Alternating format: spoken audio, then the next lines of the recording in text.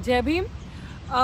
बड़े ही दुख के साथ मुझे ये कहना पड़ रहा है, आप सबने भी देखा होगा किस तरीके से अमृतसर के अंदर एक ऐसी हृदय को चोट पहुंचाने वाली घटना जो घटी है, जिस तरीके से एक इंसान ने, मैं तो इंसान भी कहना नहीं समझती उसको, बाबा साहेब भीमराव अंबेडकर की मूर्ति के ऊपर चढ़ के हथौड़े मारे, हथौड़े मारने के साथ साथ संविधान को वहां जलाने की कोशिश करी और पूरा एक उग्र माहौल बनाने की कोशिश करी।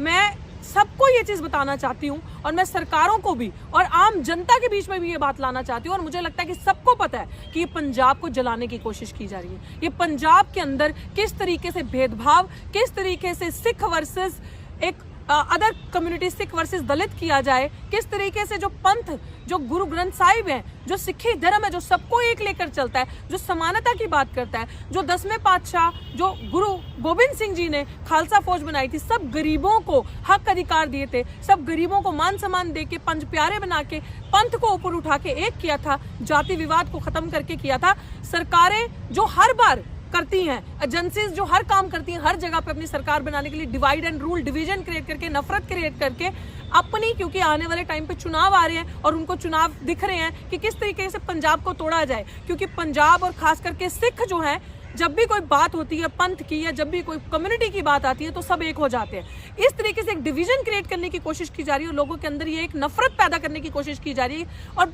इस तरीके से बाबा साहेब की जो जिस तरीके से अपमान करके, जिन लोगों के लिए अंबेडकर सिर्फ इंसान नहीं, अंबेडकर जिन लोगों के लिए भगवान है, उन गरीब लोगों के लिए अंबेडकर वो मसीहा है जिन्होंने उन्हें सिर उठा के जीने का अधिकार दिया। उन महिलाओं के लिए, किसी भी वर्ग की महिलाओं के लिए वो एक इस स्थिति में एक फरिश्ता बन के आए कि उनको घर से बाहर निकलने की आजादी, सर उठाने की, समानता से जीने की आजादी डॉक्टर बाबा साहेब भीमराव अंबेडकर ने दी। जानबूझ के ये हरकत की गई और मैं पंजाब की जनता को और पूरे भारत के लोगों को जो यहाँ से कनेक्टेड ये बताना चाहती हूँ, इसके पीछे और कोई नहीं है, इसके पीछे एजेंसीज हैं जो ये काम कर रही हैं, जो ये डिवीजन, जो ये नफरत क्रिएट करना चाहती है, क्योंकि उनको पता है कि सिख कौम एक कम्युनिटी, बहुत पावरफुल कम्युनिटी है। ये एक जर्नैल जिसे कहते हैं ना, योद्धे जो होते हैं, उनकी कम्युनिटी है जो हर एक के लिए खड़े हो जाते हैं, जो दूसरे लोगों के लिए भी इस तरीके से लड़ाई लड़ते हैं कि जैसे अपने घर की माँ बहन बेटी हो। ये आपने इतिहास हमारा देखा है। इसीलिए जो एजेंसीज हैं, 26 जनवरी का दिन ढूंढ के जानबूझकर संविधान जलाया गया, जानबूझकर बाबा साहेब की फोटो पे ये काम किया गया, तस्वीर पे चढ़कर तोड़ा गया, हथौड़े मारे गए, ताकि लोगों के अंदर ये डिवीजन, नफरत क्रिएट हो, ताकि सिख वर्सेस दलित किया जाए, ताकि ये नफरत डीप रूटेड जाए। और ये मैं लोगों को बताना चाहती हूँ कि ये काम पुलिस ने अरेस्ट किया। पुलिस ने अरेस्ट करने के बाद उस आदमी को बताया कि ये भी शेड्यूल कास्ट से ही संबंधित था। मैं छोड़ेंगे नहीं, हम लोग अब इस जड़ तक जाएंगे जब तक पता नहीं चलेगा कि उस इंसान के पीछे कौन था, क्योंकि कोई भी शेड्यूल कास्ट समाज का बंदा ये कर ही नहीं सकता, कोई भी सच्चा अंबेडकरवादी ये काम कर ही नहीं सकता। उस नकली सरदार, उस नकली इंसान का पता जड़ तक जाके लगाना पड़ेगा कि ये उसके पीछे कौन है। क्योंकि वो सीढ़ी, मुझे पता लगा जब मेरी अमृतसर में बात हुई तो उन्होंने कहा कि बहन जी वो जो सीढ़ी है वहां पे, वो सरकारी सीढ़ी है, वो सीढ़ी इतनी आसानी से हमें मिलती ही नहीं। हम जब 14 अप्रैल 14 अप्रैल वहां मनाते हैं तो वो सीढ़ी लेना इतना मुश्किल हो जाती है। वो इतनी आसानी से ऊपर पहुंच कैसा गया, उस टेरिटरी के अंदर वो इतनी आसानी से आ कैसे गया, इतने सारे काम करने के लिए। तो इसके पीछे वेल प्लान स्ट्रेटजी, रिहर्सल हुई है, पूरा नेटवर्क, एक नेक्सस है जिसने ये काम करवाया। तो मैं पंजाब को ये चीज कहना चाहती हूँ कि ना कभी सिर झुकाया है, ना कभी सिर झुकाएंगे। और ये चीज गरीबों को, पंजाब के शेड्यूल का समाज, जनता को ये चीज बताना चाहती हूँ कि 75% पंजाब आप बनाते हो। पूरे भारत के अंदर अगर गरीबों की, शेड्यूल कास्ट की आबादी है तो वो सबसे ज्यादा पंजाब के अंदर है। 2011 के सेंसस के हिसाब से 33% प्लस आप हो। आज अगर सेंसस होता है तो 38% प्लस के ऊपर आप जाते हो, तो 75% आप हो। आपका वोट लेने के लिए सरकारें दिखती हैं, वोट लेने के लिए यही लोग आपके पास आएंगे जो बाबा साहेब भीमराव अंबेडकर का आज अपमान करें। यही लोगों को आप दिखते हो जब आपको आगे इलेक्शंस में आपके अंदर, घरों के अंदर घुस के हाथ जोड़ कर पहुंचते हैं।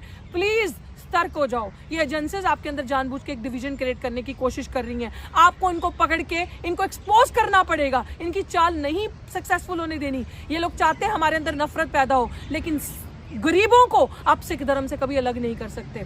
आप ये, क्योंकि 10वें पातशाह की देन है, जो गुरु गोबिंद सिंह जी उन्होंने एक बनाया, उन्होंने सबको एक इस तरीके से खालसा फौज सजा के हिम्मत दी, शस्त्र दिए, अपनी सुरक्षा करने के लिए, गरीब गौ हर एक की सुरक्षा करने के लिए उन्होंने ये एक फौज तैयार करी। आप बिल्कुल भी इस चीज में एज लॉन्ग एज जब तक हम यहाँ पे हैं ये एजेंडा इनका कभी भी सक्सेसफुल होने नहीं देंगे। और ये बहुत ही निंदनीय एक तरीका है, एक गंदी चाल जो ये करी गई पंजाब में, एक जिसे कहते हैं ना रेस्टलेस का माहौल पैदा करने के लिए, एक उग्र माहौल पैदा करने के लिए साजिश करेगी।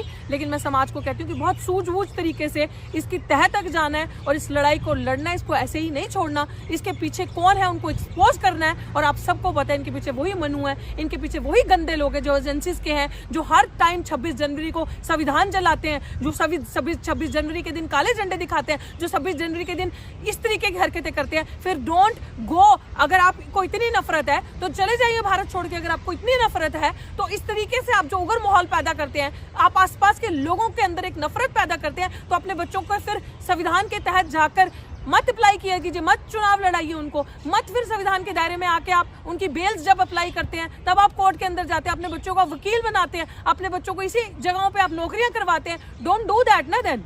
अगर आपको इतनी नफरत है, आपको नफरत सिर्फ इससे है क्योंकि आप एजेंसीज के लोग हो, आप एजेंडे से सेट किए गए हो, आपने डिवीजन क्रिएट करना है, आपने पंजाब को कमजोर करना है, आपने पंजाब को तोड़ के राजनीति करनी है। ये आपके अंदर गंदा है। आपने पंजाब को पहले भी तोड़ा था, पहले भी जब डिवीजन क्रिएट हुआ था, जब बंटवारा हुआ था, पार्टीशन हुआ था, तब भी भारत का नहीं पंजाब का बंटवारा सबसे ज्यादा हुआ था। पंजाब का बंटवारा आप लोगों ने किया था। आप लोगों क्योंकि ये मार्शल कौम है, ये झुकती नहीं है, ये मांगती नहीं है, छीन के अधिकार लेती है। इसीलिए आपको पंजाब के बच्चे को बर्बाद करना है। इसलिए आप नशे फैलाते हैं पंजाब में, ताकि बच्चे, इनकी कौम, इनकी आने वाली पीढ़ियां बर्बाद हो। बेरोजगारी बढ़ा दो, गरीबी बढ़ा दो, ताकि बच्चे बाहर चले जाए और पंजाब खाली हो जाए। बाहर के इंट्रूडर्स को पंजाब में ले आओ ताकि पंजाब की जमीन खत्म हो जाए, पंजाब का पानी खराब कर दो, पंजाब में सब कुछ खराब कर दो। ये एजेंडा चलेगा नहीं और सबको साथ होकर लड़ना होगा इस चीज के लिए। हर एक की इज्जत करनी पड़ेगी, चाहे वो जमींदार है, चाहे वो कोई भी है ऊपर की ऊंची जाति से, चाहे वो गरीब है। आप सबको प्यार से एक होकर रहना पड़ेगा अपने पंजाब को बचाने के लिए। और ये बिल्कुल भी बर्दाश्त नहीं किया जाएगा इन फ्यूचर ऐसी चीजें। और हमारी पूरी टीम ऑन ग्राउंड है, लीगली भी हम इस मैटर की जड़ तक जाएंगे और ये चीज, इनकी स्ट्रैटेजी को हम पास नहीं होने देंगे। इसी के साथ जिसको भी इसके बारे में हमसे और जानकारी लेनी हो, आप संपर्क कर सकते हो, मेरे से, मेरे सोशल मीडिया से जुड़ सकते हो। बहुत बहुत शुक्रिया। जय भीम, जय भारत, जय संविधान।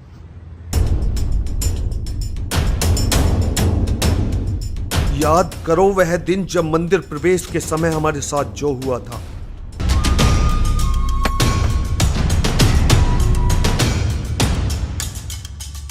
हमें अछूत कहकर अपमानित किया, लेकिन हमने भी साबित कर दिया कि हम इस देश के शासक हैं। हमारे पूर्वजों को छल से, कपट से पराजित करके हमारी सारी संपत्ति, हमारी सारी विरासत लूटी। यह लड़ाई गद्दी पाने की नहीं, यह लड़ाई गद्दी पाने की नहीं, यह लड़ाई है हमारे मान, सम्मान, स्वाभिमान को वापस लौटाने की। चलो अब गुजरात चलते हैं, वहां उन मनु की संतानों को मजा चखाएंगे।